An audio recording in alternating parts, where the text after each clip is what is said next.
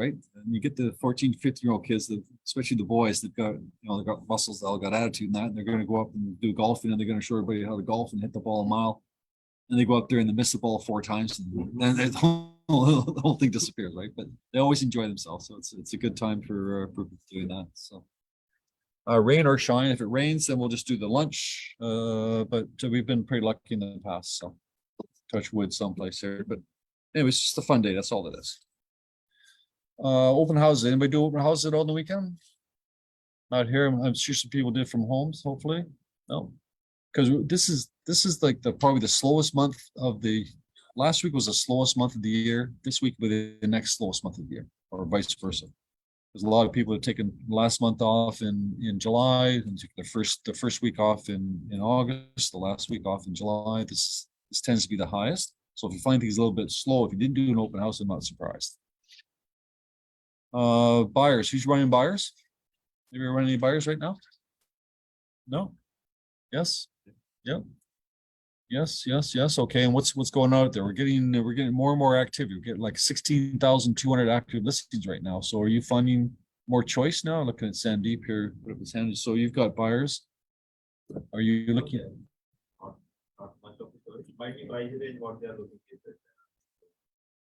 So still not a whole lot of choice for them. They're looking for condos. Okay. Yeah. What price range in that condo?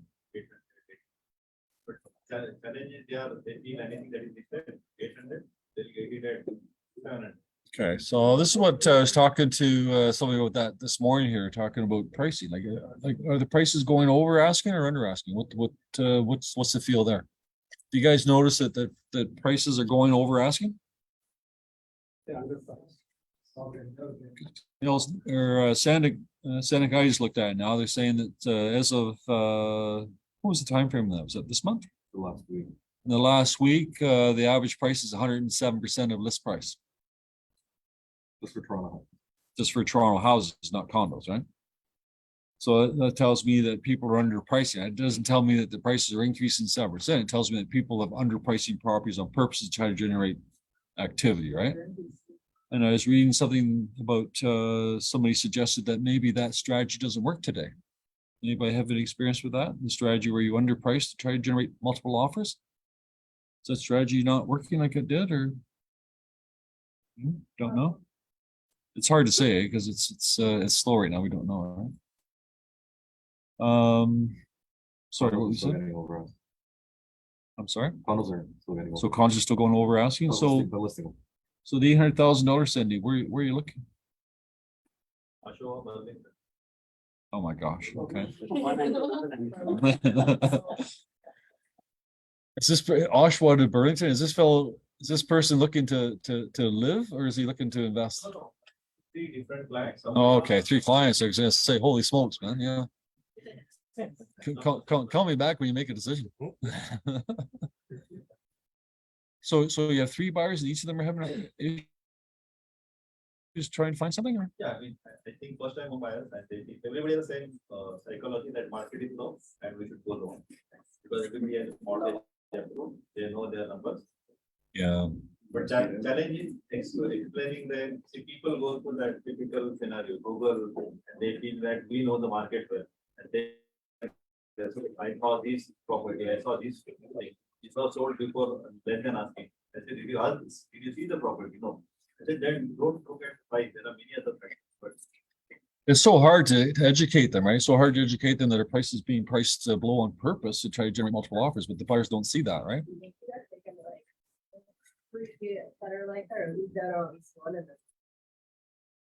Yeah. So as a listing agent, you got to be on the ball, right? You got to have street smarts. You got to know how to handle things. You got to make sure things are working, right? And as a buying agent, you have to understand what's going on. So if you've got $1 million property for, say, $1 million property, and the agent has priced it at $950 and offer date on next Wednesday. So it's $1 million value. They price it $950. They put offers for next Wednesday. What do you think the chances of that property getting multiple offers?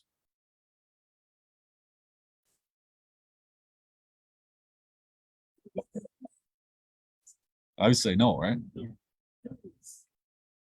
what are the chances of, if you're sitting, if it's $1 million property, you're sitting at 950 as the list price, chances are the buyer's going to think it's market's taking a dive. I'm going to offer 800,000. All right. So that's my question to you. So would you price it at 950 or would you price it at $1 million?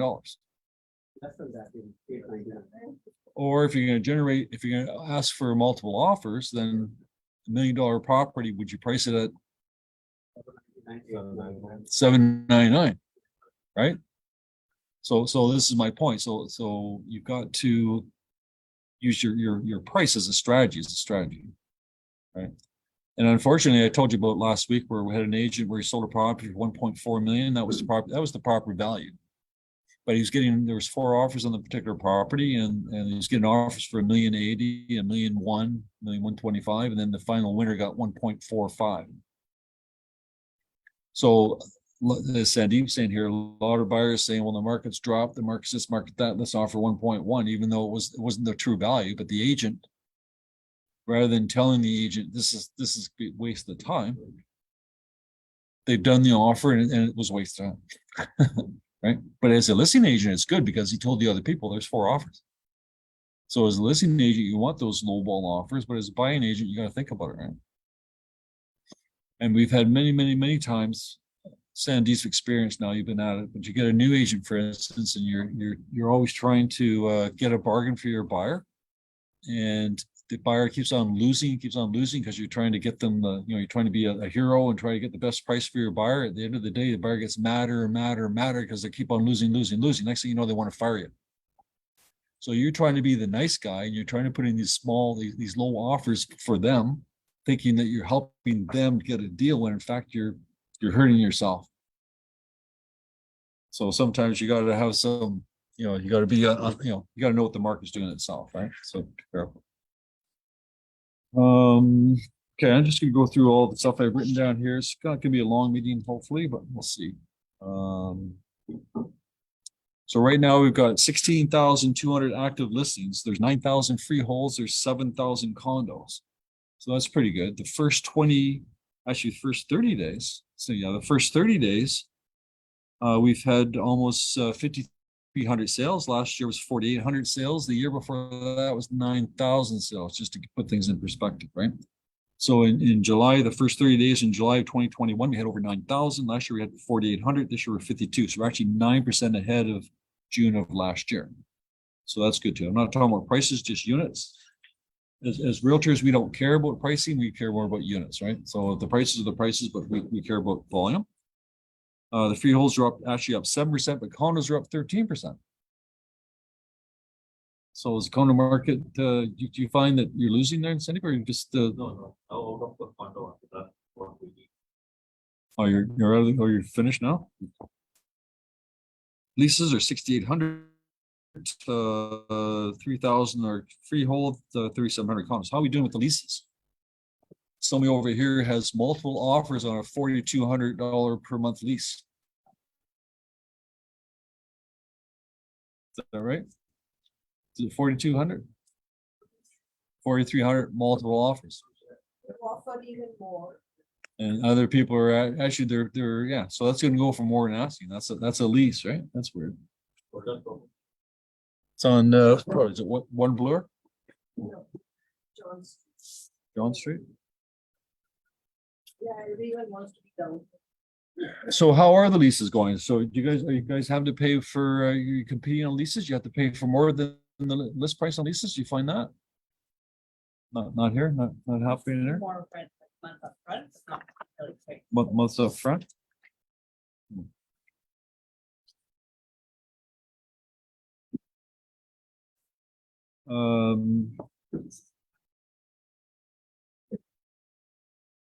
Some of these houses are crazy. There's a house here on the Queensway, number 821 Queensway. It's on a 79-foot lot by 130-foot deep. The guy's asking $10 million for it. By 150 or so. He's thinking we'll get 3 lots out of it. He's saying that the listing agent says you never know here. It's the lot itself. It's funny here. This is the Kingsway, and I haven't done this for a long time there, but he's saying here in the Kingsway, normally a building lot's gonna sell for $123 a square foot. That's kind of a good way to do it. I know we've done front foot in the past, but $123 a square foot. That puts the value at $1.4 million just for the lot. And this guy wants $10 million because he figures that somebody's going to be able to redevelop the lot and maybe do some land assembly, but the lot's big enough, not big enough for one project. We're gonna have to do more. So number 821 Queensway. It's just a standard normal house there, $10 million. The guy is reaching, right? The guy's trying, but why not?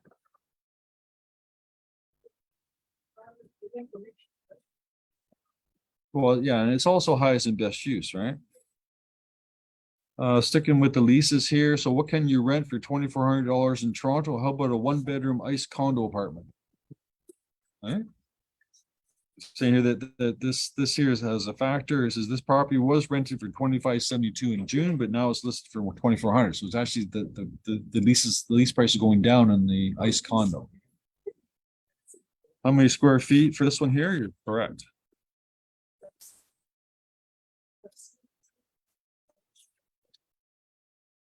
This one doesn't say what, no, 600 square feet, less than 600. But that ice condo, that's right on York Street. That's the one that's got all kinds of troubles. All types of Airbnb stuff there, and people, who is it that the chair girl was there, and people were having parties there, and the fires on the balconies, and all kinds of weird things, right? And that's I think that whole building is Airbnb, Airbnb ready. Is rent skyrocket in Toronto? Here's how to avoid scammers. This is just for the public here, but you guys have to be careful too, right? If you're representing the landlord, we're telling everybody that maybe pay it's cheap, was it? I want to say like $20 or something, or $30 to go to that one key. How much was that one key? Is it $40 now? Okay. We're suggesting that if you want to protect your client there, you might want to use that one key just to make a double check on the people that they're applying to be renters. And we've had cases where the renter themselves have given Equifax reports and job letters, things like that, and it turned out to be false because one key had a different Equifax score than the tenant provided us. Single key, sorry. I was just looking at a listing here for lease. Tenants will be screened by a single key. Approximately $25 payable by the tenant. By the tenant? Okay, all right, that's fine. So make You like that? I'm gonna catch on a tenant. I guess so. I don't know. For 20. Yeah, we should get it. Have the proper applications. So if you've got a tenant and you're competing and you get the tenant to do the one key before you submit your offer, and give the one key information instead to make yourself more competitive. It's not a bad idea. I'm thinking if you can get at least $25, $40, whatever it is. So if you got a tenant and you're competing with other people here, maybe that gets you a little bit of edge, right? Obviously, they're saying here it's a 1-bedroom. He's saying here is imagine an ad for a 2-bedroom, 2-bath condo downtown Toronto for $1,500. That sound like a deal? Yeah. Yeah. And it says here that because it's currently tenanted, you have to send the money up front before you can show the property. No? Not quite, eh? How much does a swig of milk cost? $20,000. Okay. How much is like a mouthful of milk cost, you think? For a realtor in somebody else's house that a camera catches. You guys didn't hear with that? So an agent in BC got fined by their equivalent to RICO. They got fined by their local board. Guy was thirsty. He was showing a house. He went to the people's house, opened the fridge, took a bottle of milk out, took a swig, put it back, and it's all caught on camera. Didn't even put it in the glass. Didn't pour it in a glass. So they fined him $20,000 and they published his name, so.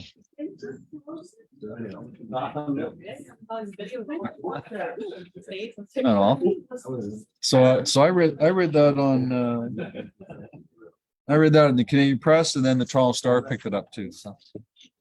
Toronto Star loves to hammer agents, right? So that would be that's like front page news. Yeah, How many times have we told you that there's cameras in the houses?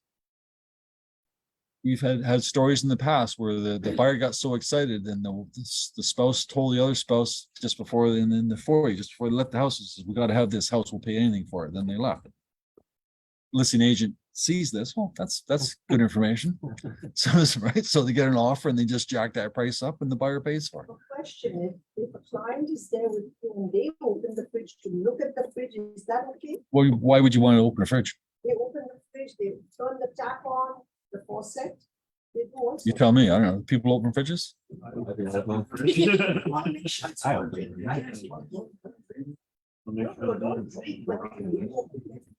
Make sure it's working, it's clean. Don't help yourself.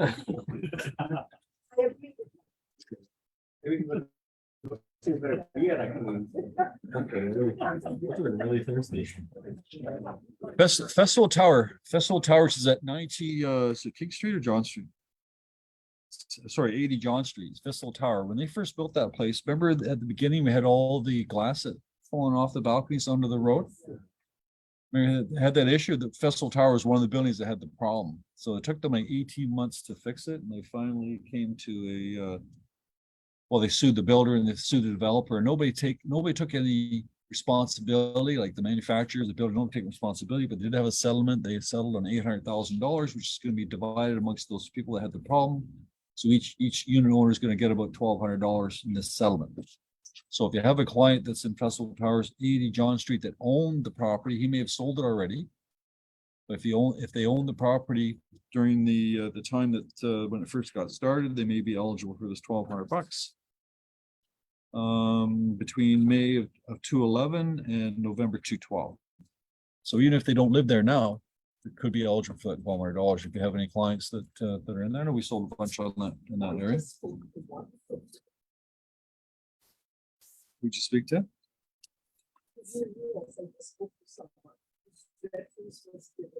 Oh, okay, good.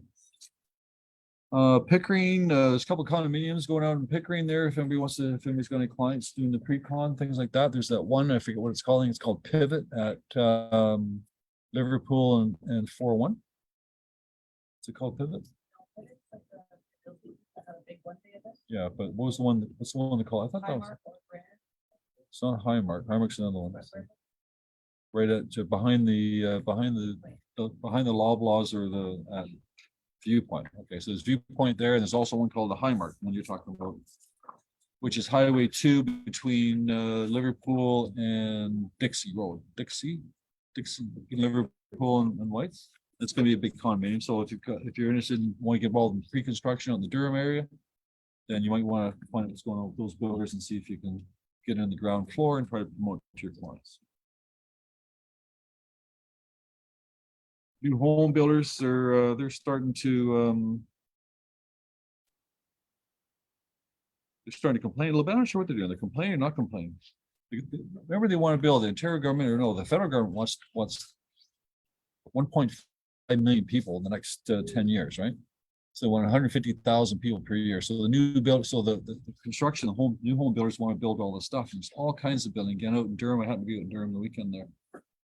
All kinds of construction going out in that Seaton area. All kinds of stuff in that. So again, if you're thinking about farming, as I said before, you might want a farm area that's probably with 1 year old, 2 years old. That's the best place to farm. So you might want to keep your eye on those areas there. That the Seaton areas seems to be developing quite a bit, as well as Vaughan. Markham, there's all kinds of areas that you might want to pay attention to. At least just when it's in the ground floor, that's where you want to be there, right? But they're saying here that GTA new home sales jumped 32% year over year in June, but inventory is catching up. So new home sales in GTA spiked in June compared to the same time last year, and yet still significantly below the 10-year average. So still below. It's all new construction. They had 2,500 new home sales in June, which is actually up 32% from June of last year, but down 30% from 10-year average. So it's still more than what they like to see. And what the builders are saying that the interest rates are killing them, but they're gonna have to do something with the interest rates to make things more affordable so that they want to get going. The builders want to build houses, but with the land being the way it is and the cost of materials and the interest rates, there's no buyers, and so they're less than what they want to be. So they're saying to the government, you got to look at your interest rates and do something for us. I don't know what. And then the same article is talking about sales jumped 32% year over year in the same report, but a different newspaper is saying that Toronto house prices are tanking as people abandon the turbulent market. So this is the same build news release with two different articles on writing two different things. So if you've got a seller or a buyer, you can use whichever article you think might suit your story, right? But both of them are talking about. And what they're suggesting here, the prices are tanking. The other one's talking about units. So even though the units are up 32% from the year before, the prices are actually down. And they're saying that the condos themselves are down about 11%, and that's quite a bit. And single family homes dropped 6.9%. These are brand new homes. That's all right.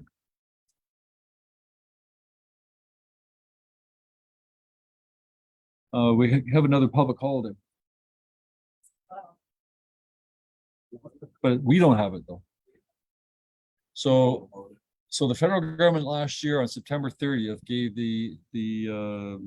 gave a holiday to the federal workers for the Indigenous recognition for all the bad things that we did, right? So all the bad things we did, we got a holiday. So it was only the federal government last year, but now the Ontario government announced that they're going to give Ontario workers, not these are Ontario government workers, not the public. They're going to give them the day off on September 30th as well. So we had a deal the other day. They had a closing on September 30th. We had to do an amendment and change the date. On September 30th, Saturday, they had October 2nd, which is the Monday, which may be the observed day. Really? Oh, man, okay. You know what? Okay. So we're suggesting October 3rd. Okay. What about if you're closing on the 29th? Just a political commentary. On July 1st, used to be long weekends years ago, and then the governments came in and said, no, July 1st is July 1st. You celebrate July 1st on July 1st, not on so if it happens on a Wednesday or Thursday, that's when you celebrate it, right? I would have thought September 30th would be a significant date. Should have been September 30th, regardless of what day it is. That should be the day off, but it happens to be a weekend, so they're going to give a Friday or the Monday off instead. And I'm thinking, oh, no, it's just a long weekend. That's all it is. Anyways. That make any sense? Luxury market, the $4 million plus range, those markets are suffering right now. And you think they're suffering because of interest rates? Right?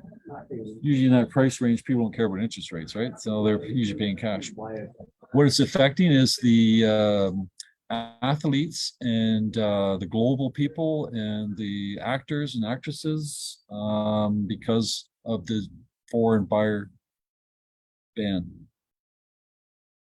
Foreign buyers, not, there's a 2-year ban on foreign buyers, and it's foreign buyers that buy luxury properties, and that's why the sales are down. They're saying it's like 30%. So don't forget about that 2-year ban, right? So it comes up from time to time. We've had calls from people saying that I want to come up and do this, but there's still that 2-year ban. And even after the 2-year ban, there's the Ontario surtax, 25% on any properties that are being bought by foreigners.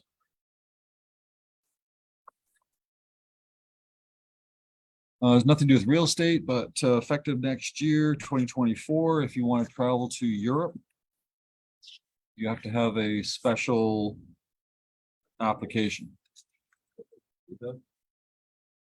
So anywhere, so these are even people traveling from like the UK or traveling from Canada or US or Australia, Japan, Hong Kong, all those people that would normally never have to have anything other than their passport. Now you have to have your passport and you have to have this special permit. It's only $10, no big deal.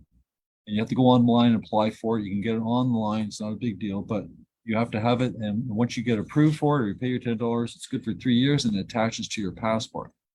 So if you're going to go to any countries like Australia, Belgium, Croatia, Czech Republic, Denmark, Estonia, Finland, France, Germany, Greece, Hungary, Iceland, Italy, Latvia,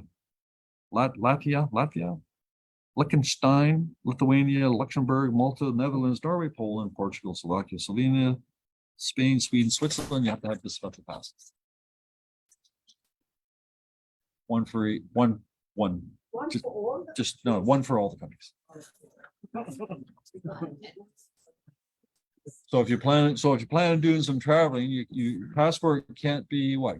Can't be more than expire, has to expire outside 6 months. Yeah. And you have to have this thing now if you want to travel to Europe. So. No, it's just $10. They just want money.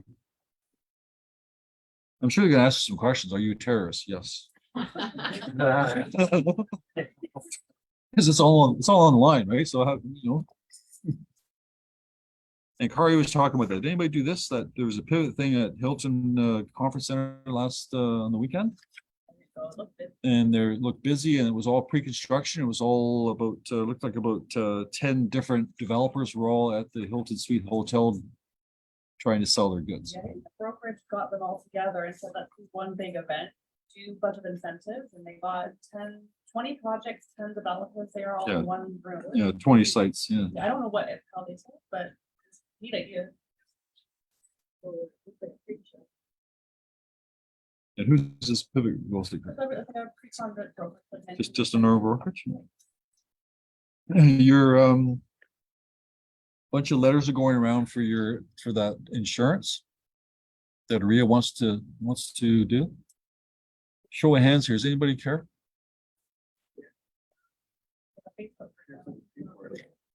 So it's $700, which will include your RIA dues and your insurance, and it'll be due in January. And I think it's already passed. The Facebook group that you can join right now is 5,000 members. They've hired a lawyer collectively to get an opinion if they do anything about this. They did a GoFundMe for 50 grand. I think they released the agent. They hired their own lawyer. Yeah, It so was 10,000 signatures, I think, which was enough to get them to whatever the next. So on your Facebook, you can go there and you can sign a petition on the Facebook. It's about 10,000 or so I heard. And then on that other one called change.org, there's another one. There's about 6,000 on that one. So Aria's fighting back, and so is the publisher of REM magazine. As people went to the REM magazine publisher and asked them to have an opinion, he says, I have no opinion. I'm just reporting the news. That's all he's saying, right? But at the end of the day, it's not a bad program. I mean, it's for $700, actually $600, and then other money goes for your RIA dues. But for that price, you cannot get that anywhere for that value. You cannot get it. And RIA's telling us that it's good for us. We know. Well, I won't do any comments. He said that it's good for you. It's the fees themselves are, it's got like a death penalty. It's got you get not death penalty. It's got a insurance policy if you die. You get disabled, it's got another insurance policy. It's got some health like massage stuff and that you can pay for it. So it's not bad. And it's got a death benefit. I think the only problem, I think why agents are complaining is because you were not asked, and I think that's the biggest thing. And nobody's arguing that it's a good plan. Nobody's arguing that it's a cheap. Nobody's arguing that it's okay. But what everybody's arguing about or complaining about is without asking your permission, right? And it should be optional. And there's some age discrimination. If you're over 65, things happen. If you're over 70, things happen. So it's not fair. But they're going on saying, no, we know better than you. We're taking care of it, and that's the way you do it. I don't think they're going to retract it, but letter sent on Friday, but it's almost like we're the parent. You're the kid. This is good for you. Sit down. Shut up. That's the impression I have. And I bet knowing salespeople, insurance salespeople, I'm betting that as soon as everybody voted to go ahead with the insurance, I'm sure the insurance guy got them to sign the contract the next day. So I'd be surprised if they can reverse. I believe so, but I could be wrong. I've been wrong with everything else so far. So I think things keep on changing. Inflation rate went to 2.8%. And they still increased the rates anyway, so.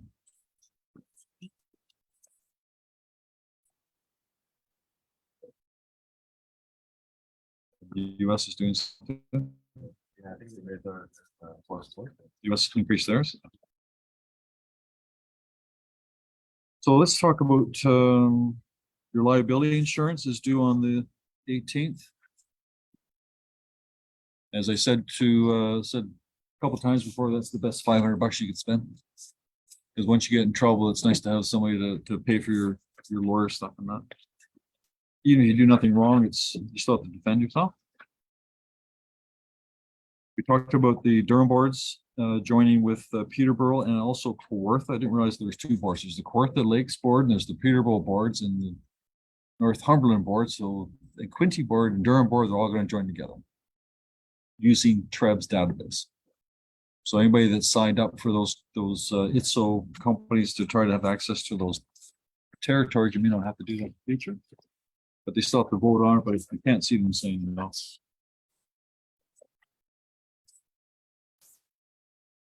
Going back to falsifying documents here, this fellow here, he falsified a lease application.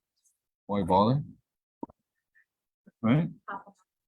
So he faked the job letter, he faked the notice assessment, he faked all the paperwork, and he got caught. And rather than losing his license, they fined him $30,000. $30,000 for a $1,200 commission.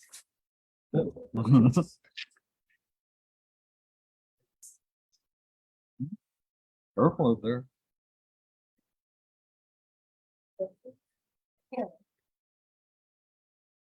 Yeah, both.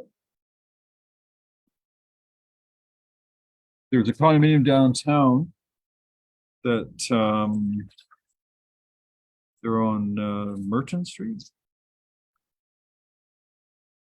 Anyways, they jumped ahead of the curve a little bit, and they all got together and they decided that they want to put EVs in their condominium, like chargers. So how do you do that, right? Because it's hard to take an old condominium and wire it up for charging cars, right? And that's a problem. But this condominium got together and they did. They got a quote. It cost $400,000. Not everybody wanted to do it in the building, but they had like 56 people that wanted to do it, so they could see the value in their condominium by having this option. So they voted on it. So it cost them $3,000 each. Those that wanted to do it, those that didn't want to do it, they didn't get charged and they didn't get the service, but majority wanted to do it. So it's $3,000. And now they've got EV plugs in each parking spot in the condo. So that would add value, wouldn't it, to a condominium? If you could say, hey, the condominium has EV stuff, and it's not like, I have a condominium downtown. They do have EV as well, but I think it's only 2 or 3 stations that you got to park your car in the stations, charge up, and then park in your own parking spot. These here, it's one for every parking spot. Disadvantage of what they did is they only paid $400,000, which sounds cheap. So they don't have high speed charges. I don't know anything about cars, but they said it takes 12 hours to charge a car.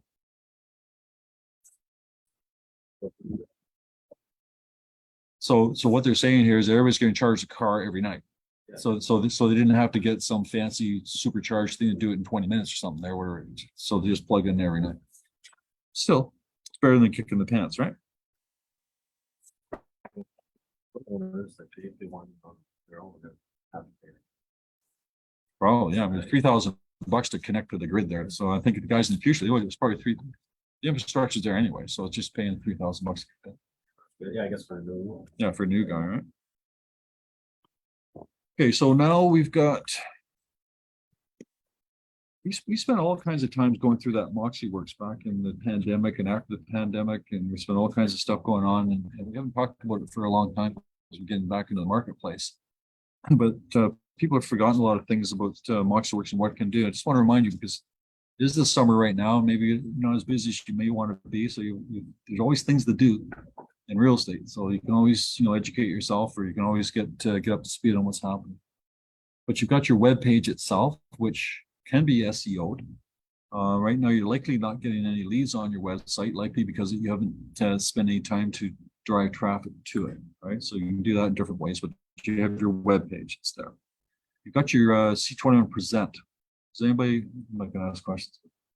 C21 is your listing presentation. So if it's a listing presentation that's pretty slick, it's dynamic, it works very, very well, it's easy to use, but it's something that you might want to reconsider learning if you haven't done so already.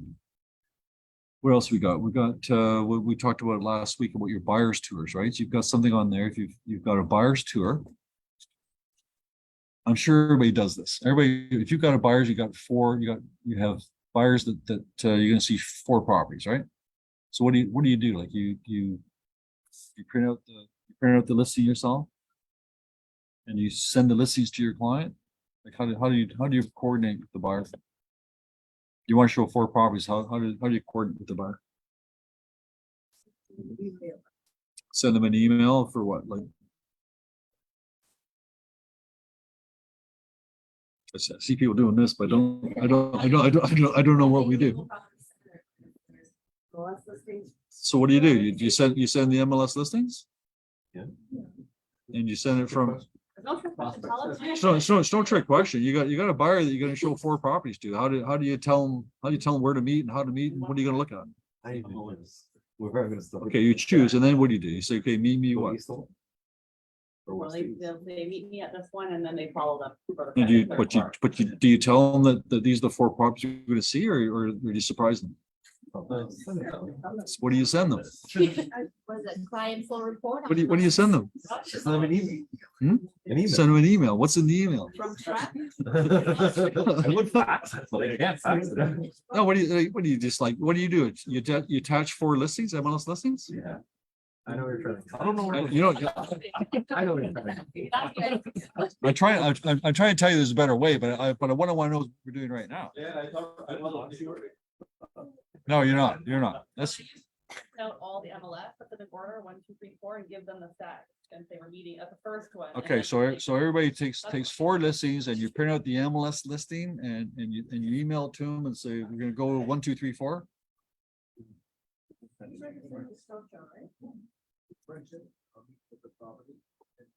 that's why- that's Meet why them at the first property. Say we're going to see 4 properties. I'll meet you at this property, and then you give them the other 3 or 4. All of them here. And then you show the property, and then what do you give them?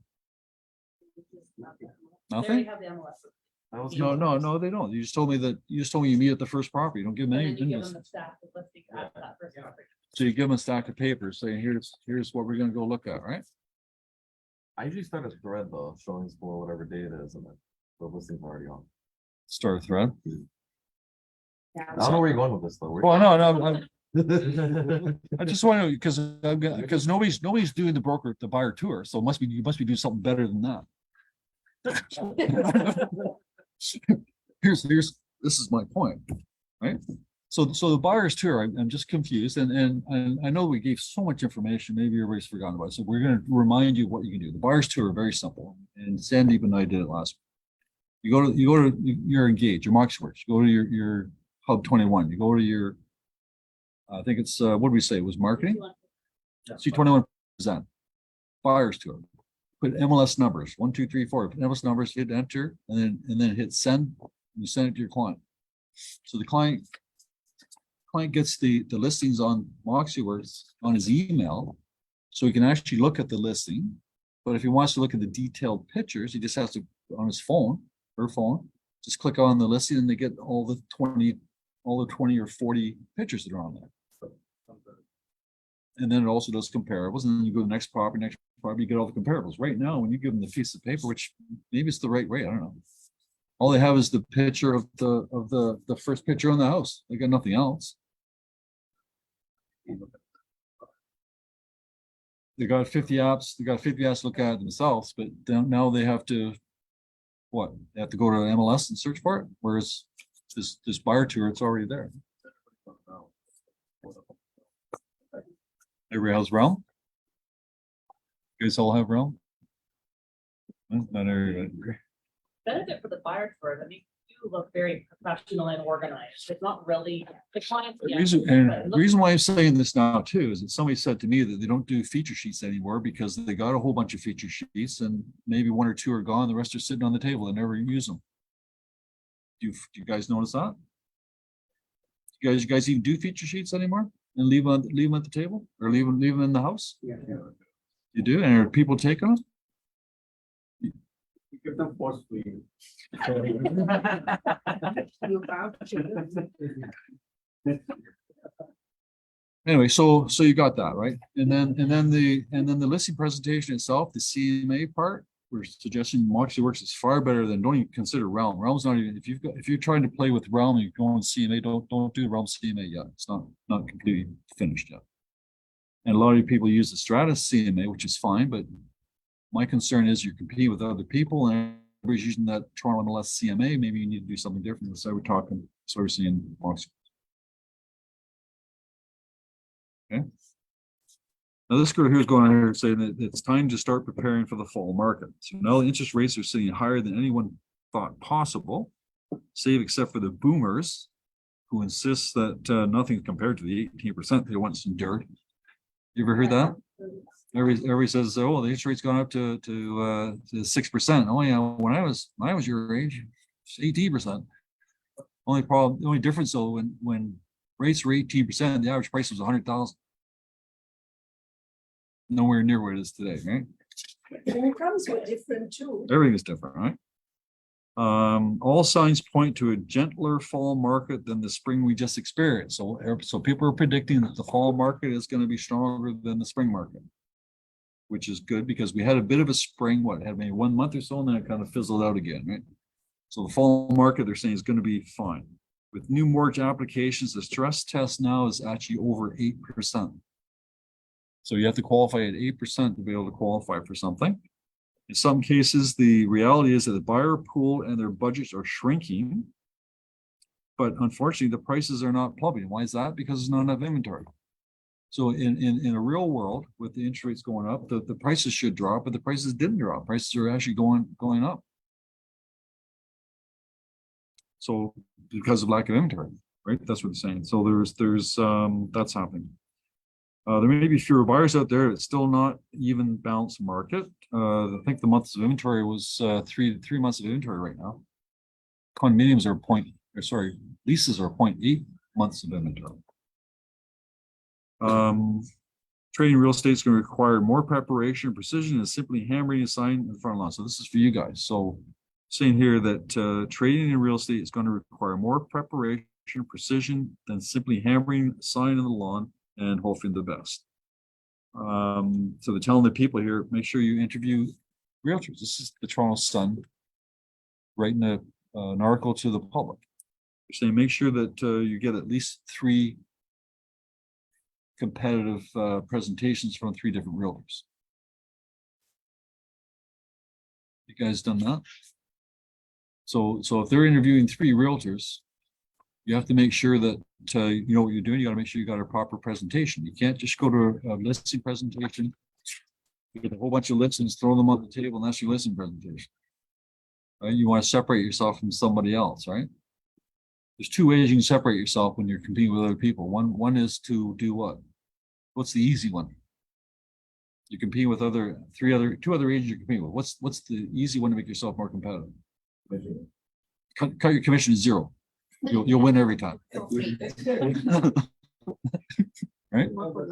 Right? Or show value, show what you're doing on. How can I say this? I had 2 agents in the office fighting, not fighting. They didn't know they were fighting. I knew they were fighting. So they both did a presentation to the same seller, and the seller selected one of the other people. So this guy here came to me madder than hell, saying, this person cut his commission. He undercut me. He did this. And I said, well, how'd you do that? Well, I talked to the agent. The agent went with that guy because he had a better split. I said, really? Okay, so that's fine. So I went to the files, the listing, and I brought out the listing. I said to the guy, what was your commission? He said, I don't know, 4.5. So he's assuming that this guy had a better commission. He's cutting his commission. So I had to go to the files, get the file out and say, no. this guy here is charging 6% commission. And he's giving the buying agent 3%. So that's a better commission because it's more attractive to the buyers. So this guy was mad because he's thinking that the guy cut his commission, when in fact, no, he had a better strategy. So so just because and then when the guy said it was better, doesn't mean it was cheaper. He said better. Better is different than cheap. Everybody follow that? So it's all in your presentation. If you're going to go in there with a bunch of listings here and not a proper presentation, then you're going to be doing the commission wars. So I'm just saying, make sure you got yourself prepared. Pricing money is more than ever. Just because you want it to peak in 2022 doesn't mean in this market you're going to necessarily get it. Throwing it up with a big bold number you pull from the sky and letting the market drift down is called price discovery. I haven't heard that before. So you can price it with the price discovery. Overprice it and just let the market beat you up until you reduce it to it sells. Almost invariably leads to less than what you might have already achieved. Drill down into the comparables, compare the contrast across all data points, the parking, the lot size, exposure, school district, and most important, recently. So you got to be comparing recent sales, not sales that happened last year, or my neighbor sold this, last year. That doesn't mean anything. Things are different, right? Your pricing strategy. These days, pricing, I don't believe this. You guys tell me. Equally important is your pricing strategy. The days of pricing low to produce a bidding war are behind us with rare exceptions. This person wrote this, deals downtown. So maybe downtown they've gotten away from multiple offers, but I still think it's a strategy that works myself. Nelson was of a different opinion. What do you guys think? Do you think pricing low? I asked this already, but is pricing low the right strategy, or pricing higher than what you want? Is that the best strategy? It's a good start. It's planning. It's easier to convert to a plan B from there than. So what do you start off? Low price or high price? That's what I said the other day. So it's easier to go low to high than high to low. So. To attract people to look at the property. Mhm. We've got one property. Did you guys see that property that Charles had for sale? It has showings of interest. I got called about it. You got an offer? No, I didn't. Anything sell for the right price. There was Did they price. see it? It's priced to sell. Is it? Which one? So you guys might want to look at this property. It's on Milford Haven. It's in Scarborough. It's a fully detached Scarborough bungalow, right? Listed for $699, and it's overpriced. Oh. I think we removed some. I can't believe that people actually live in that. If you want to look at a gross house, look at that Milford Haven. Yeah, we removed some. If you can That- You got an offer? he had to remove the pictures with the rats that were dead rats. from Oh. It has an offer on? I don't know if it was accepted or probably not. want to see it. 'Cause I can't see It was $699, and the offer got was below asking. So Just a knock. MIL. Milford, MIL.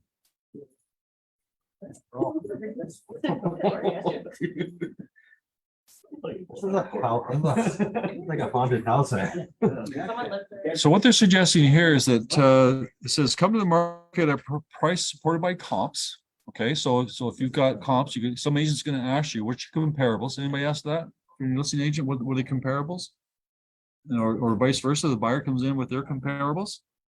No lower than you'd actually be willing to accept. There's nothing more disappointing than a buyer to come forward with a strong offer on a property only to have the seller indicate they're looking for more than that. I disagree with this part. I think you have to have more strategies. What do you think, Alice? You buy that place? Right price, yeah. $699, the right price? Think so? Oh, 44 by 1. You can't split it. Oh, that's my price. Staging, everybody still staging? I'm telling everybody, be careful with staging. Make sure that your client maybe pays for the staging first and give them a rebate back. We've had cases where we've paid for staging and the sellers had two cases. We talked about this last week. The sheriff took over one property, so they got the call, agent got the call, come and get your staging stuff. You're changing the locks, so they're not going to, that's the money out the door. that time you have to pay full price. All right, and then we had another one where the buyer, the agent. I'll make up the story. The agent paid for the staging and the seller enjoyed the staging so much they decided not to sell and to stay there.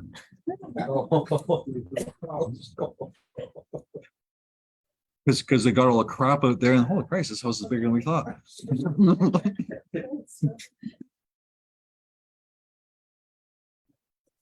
Anyways.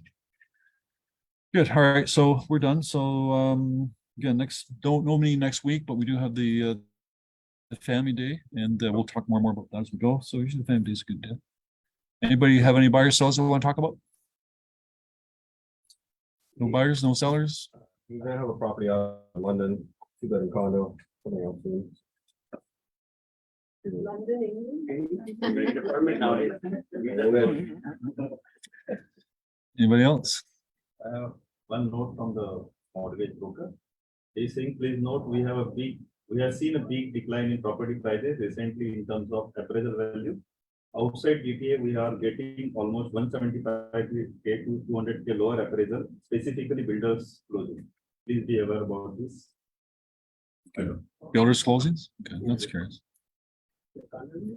Appraisal value. The detached or different detached new builds? No, he's specifically saying. So mortgage brokers telling us to be careful out there because the appraisals are not coming through and they're saying like $175,000 less. Wow. The video mentioned. Okay, folks, we'll see you in a bit. Anything.